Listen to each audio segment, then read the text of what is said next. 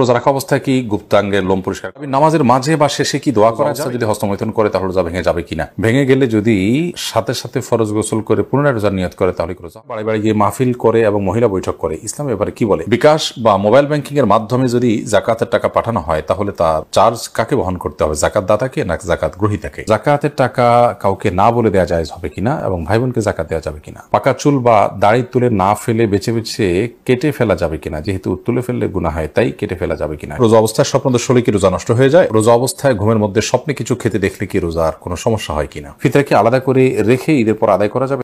সর্বপ্রথম যে প্রশ্নটি আমি দেখতে পাচ্ছি সেটি হলো রোজা অবস্থায় ঘুমের মধ্যে স্বপ্নে কিছু খেতে দেখলে কি রোজার কোনো সমস্যা হয় কিনা? রোজা অবস্থায় স্বপ্নে যদি আমরা কোনো কিছু খেতে দেখি তাতে আমাদের রোজার কোনো ক্ষতি হবে না। স্বপ্নে শুধু খেতে দেখা নয়, অন্য যাই দেখে না কেন স্বপ্নে দেখা বিষয়গুলো যেহেতু বান্দার এখতিয়ারাধীন নয়, ইচ্ছাকৃত মানুষ স্বপ্নে দেখে না সাধারণত, যার কারণে এটার কোনো দায় বান্দাকে বহন করতে হবে না। বিধায় রোজা অবস্থায় স্বপ্নে আমরা যাই দেখি না কেন তার জন্য আমার রোজা ভঙ্গ হবে না। এরপর প্রশ্ন হলো জাকাতের টাকা কাউকে না বলে দেওয়া যায় হবে কিনা এবং ভাই বোনকে জাকাত দেওয়া যাবে কিনা? ভাই বোন তারা যদি প্রাপ্তবয়স্ক হয়ে থাকে, অভাবী থাকে, জাকাতের হকদার থাকে, তাদেরকে অবশ্যই জাকাতের টাকা দেওয়া যাবে। জাকাতের টাকা দিয়ে তাদেরকে স্বাবলম্বীও করে দেওয়া যাবে এবং জাকাতের টাকা দেওয়ার সময় জাকাত যিনি নিচ্ছেন তাকে না বলেও দেওয়া যাবে। আপনি মনে মনে নিয়ত করলেন জাকাত দিচ্ছেন, তাকে বললেন যেটা আপনি খরচ করেন, আপনি নিয়ত করলেন জাকাত থেকে দিচ্ছেন, এটা যথেষ্ট হবে। তাকে বলে দেওয়াটা এটা আবশ্যক কোনো বিষয় নয়। রমজান মাসে গুনাহ মাপের আমল ও দোয়া কি জানালে উপকৃত হব? রমজান মাসে গুনাহ মাপের জন্য সবচেয়ে বেশি যে কাজটি করতে হবে তাহলে শিরক থেকে নিজেকে পরিচ্ছন্ন রাখতে হবে, মুক্ত রাখতে হবে এবং হিংসা, বিদ্বেষ, শত্রুতা, মানুষের প্রতি এগুলো থেকে নিজেকে মুক্ত রাখতে হবে।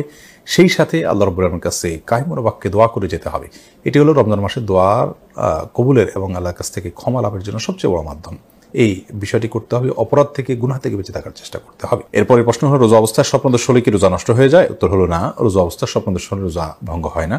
একটু আগে আমরা বলেছি স্বপ্নে যাই কিছু দেখুক মানুষ, তার জন্য বান্দাকে কোনো দায়বদ্ধতা বহন করতে হয় না। তবে স্বপ্নদোষের ফলে যদি বীর্যপাত হয়ে থাকে তার ফলে গোসল ফরজ ঠিকই হবে। এছাড়া স্বপ্নদোষের কারণে রোজা ভঙ্গ হবে না। বর্তমান সময় মহিলারা বাড়ি বাড়ি গিয়ে মাহফিল করে এবং মহিলা বৈঠক করে ইসলাম এবারে কি বলে? মহিলাদের মধ্যে দিন প্রচারের কাজ, দাওয়াতের কাজ করতে পারেন, সেটা শরিয়ার সীমানার মধ্যে থেকে পর্দার বিধান মেনে অভিভাবকদের অনুমতি সাপেক্ষে এবং যদি তারা নিজের জায়গা থেকে তারা দাওয়াতের কাজ করতে পারেন, আজকাল মোবাইলে অনলাইনে বিভিন্ন করা যায়, সেক্ষেত্রেও যদি সীমালঙ্ঘন না হয় সেটি তারা করতে পারে না। অনেক মহিলারা এই জাতীয় তালিমের মধ্যে মাশগুল হয়ে নিজের সন্তান, স্বামী, সংসার এগুলো থেকে তারা অনেকটা উদাসীন হয়ে যান, যেটা অনুচিত।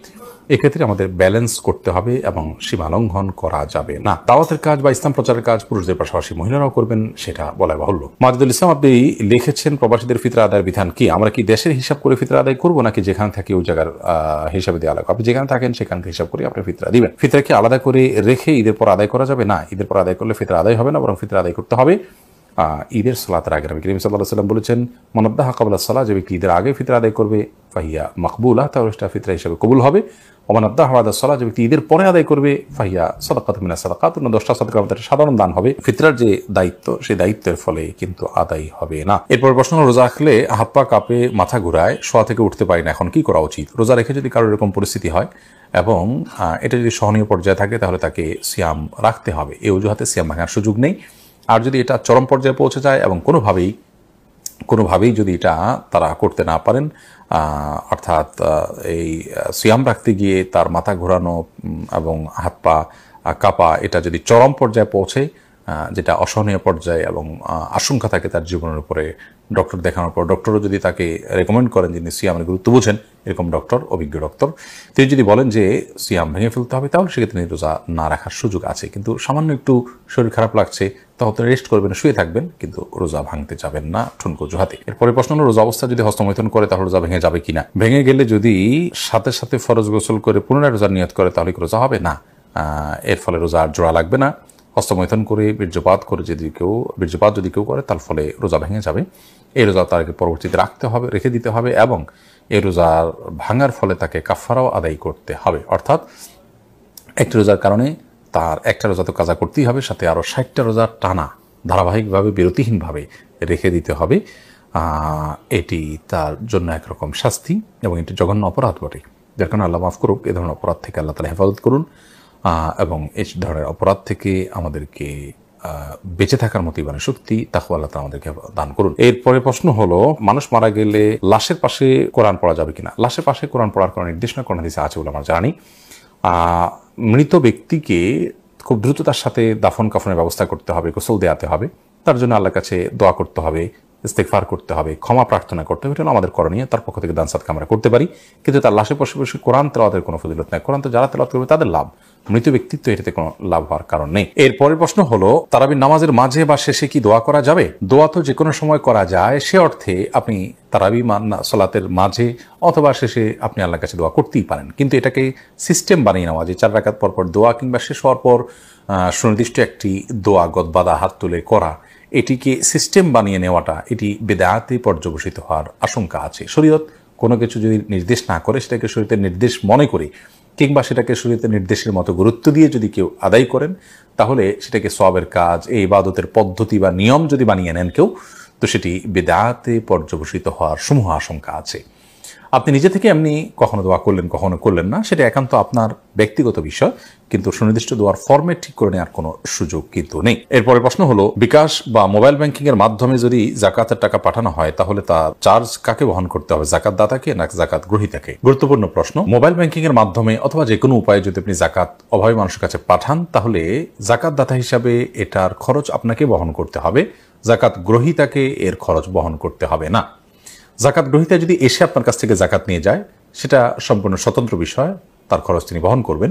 বাট আপনার দায়িত্ব হলো, আপনি যখন তার কাছে জাকাত পাঠাবেন, তখন পাঠানোর খরচটা আপনাকে বহন করতে হবে। ধরুন 10,000 টাকা আপনি বিকাশ করেছেন অথবা এম ক্যাশ করেছেন কিংবা নগদ উপায় বা আরও যে সমস্ত মোবাইল ব্যাংকিংয়ের ব্যবস্থাপনা আছে কিংবা অন্য কোনো উপায় আপনি পাঠালেন, এই পাঠানোর ক্ষেত্রে যে খরচটা হবে, সেই খরচটা আপনাকে সাথে দিয়ে দিতে হবে। 10,000 টাকাটার সাথে অতিরিক্ত খরচের টাকাটা আপনাকে দিতে হবে, অর্থাৎ যাতে নিট 10,000 টাকা গরিব মানুষ উত্তোলন করতে পারে আপনার জাকাত থেকে।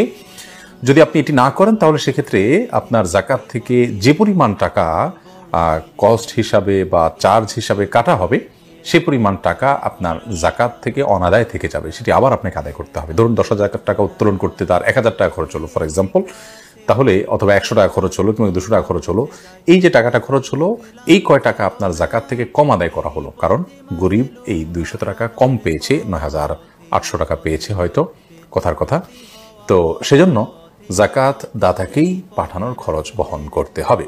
এরপরে প্রশ্ন, রমজান মাসে দৈনিক ওজিফা হিসেবে কোন কোন সূরাগুলো পড়ব? রমাদান মাসে পড়ার জন্য সুনির্দিষ্ট কোনো সূরা আমার জানা নেই যে অমুক অমুক সূরাই শুধুমাত্র পড়তে রেকমেন্ড করা হয়েছে। আল্লাহ তাআলা মাসে কোরআন নাজিল করেছেন, বিধায় গোটা কোরআনে বেশি বেশি করে তেলাওয়াত করা উচিত, বুঝে পড়া উচিত, কোরআনের মর্মচর্চা করা উচিত, কোরআন শোনাশুনি করা উচিত। নিজে তেলাওয়াত করবেন, আরেকজনকে শোনালেন, আরেকজনকে তেলাওয়াত করলেন, নিজে শুনলেন, এরকমটি রমাদানে করা উচিত। বাট রমাদান মাসে কোরআনে কারীমের তেলাওয়াতের জন্য সুনির্দিষ্ট কোনো অংশ ফিক্স নেই যে এটুকুই তেলাওয়াত করবেন বা এই সূরা বারবার পড়বেন, বরং গোটা কোরআনই আপনি তেলাওয়াত করার চেষ্টা করবেন। পুরো কোরআন যদি পড়ে শেষ করতে না পারেন, আপনি চেষ্টা করবেন কোরআনের মধ্যে থাকার, কোরআনের মধ্যে সেটা কোরআন পড়তে পড়তে আপনি মাঝামাঝি যান বা যতটুকু যান গেলেন, কিন্তু কোরআনকে আপনি পড়ে এবং কোরআনকে সময় দিয়ে আপনি রমজান কাটানোর চেষ্টা করবেন। সুনির্দিষ্ট কোনো অংশই পড়বেন এমন কোনো রেকমেন্ডেশন কোরআন হাদিসে আছে বলে আমাদের জানা নেই। পাকা চুল বা দাড়ি তুলে না ফেলে বেছে বেছে কেটে ফেলা যাবে কিনা? যেহেতু তুলে ফেললে গুনাহ হয়, তাই কেটে ফেলা যাবে কিনা? কেটে ফেলা তাও এক ধরনের তুলে ফেলার মতোই, যদিও আক্ষরিক অর্থে হাদিসের খেলাফ হবে না কেটে ফেললে, তারপরেও হাদিসে যেটি বলা হয়েছে সেটি দ্বারায় এই চুল অপসারণ করা বা এটাকে লুকানোর যে চেষ্টা করা, সেটার বিরুদ্ধে নবী সাল্লাল্লাহু আলাইহি ওয়াসাল্লাম আমাদেরকে মানে সেটা না করতে বলেছেন, এমনটিও হতে পারে। সে অর্থে মানে আমরা যদি কেটে ফেলি, সেটিও তার সেই নির্দেশ লঙ্ঘন হবে সেক্ষেত্রে, এই জন্য এটা অ্যাভয়েড করা উচিত।